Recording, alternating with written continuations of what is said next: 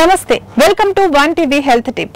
మన పూర్వీకులు సూర్యోదయానికి ముందే లేచి కాలకృత్యాలు తీర్చుకుని చద్దన్నం తిని పనికి వెళ్లేవారు. మధ్యాహ్నం అన్నం తిన్న తర్వాత సూర్యాస్తమయం లోపు సాయంత్రం భోజనం తినేవారు. వారు ఎన్ని తిన్నా ఉదయం తిన్న చద్దన్నం అమితమైన శక్తిని అందించేది. ప్రస్తుతం మనమంతా చద్దన్నమా అంటూ చాలా తేలికగా చూస్తున్నాం.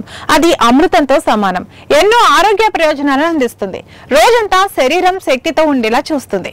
అటువంటి చద్దన్నాన్ని ఇప్పుడిప్పుడే అందరూ మళ్లీ తినడం ప్రారంభిస్తున్నారు. దాని వల్ల కలిగే ప్రయోజనాలేంటో ఇప్పుడు తెలుసుకుందాం.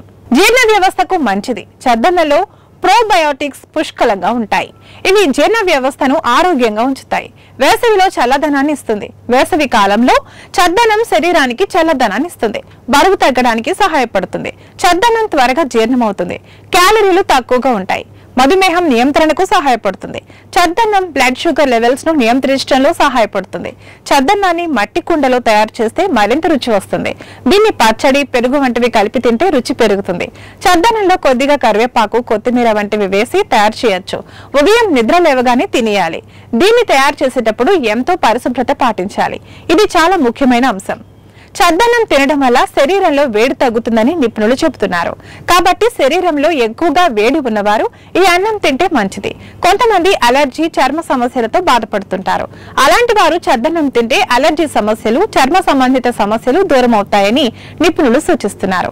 ఈ మధ్య కాలంలో చాలా మంది రక్తపోటుతో బాధపడుతున్నారు. అలాంటి వారు చద్దన్నం తింటే ఆరోగ్యానికి ఎంతో మంచిది. ఎందుకంటే చద్దన్నం రక్తపోటును అదుపులో ఉంచుతుంది. మలబద్ధకంతో బాధపడే వారికి చద్దన్నం దివ్య ఔషధం. దీనిలో ఉండే పీచు పదార్థాలు మలబద్ధకం సమస్యను దూరం చేస్తాయి. కాబట్టి మలబద్ధకంతో బాధపడేవారు చద్దన్నం తినడం మంచిది. చద్దన్నం తింటే కడుపు సంబంధిత సమస్యలు నయమవుతాయి. ఇది తినడం వల్ల కడుపులోని క్రిములు నశించి పొట్ట పరిశుభ్రంగా ఉంటుంది. చద్దన్నం తినడం వల్ల శరీరం యవ్వనంగా కనిపిస్తుందని ఆరోగ్య నిపుణులు చెబుతున్నారు. ఇది ఇవాల్టి హెల్త్ టిప్. మరో హెల్త్ టిప్ తో మళ్ళీ కలుద్దాం. నమస్తే.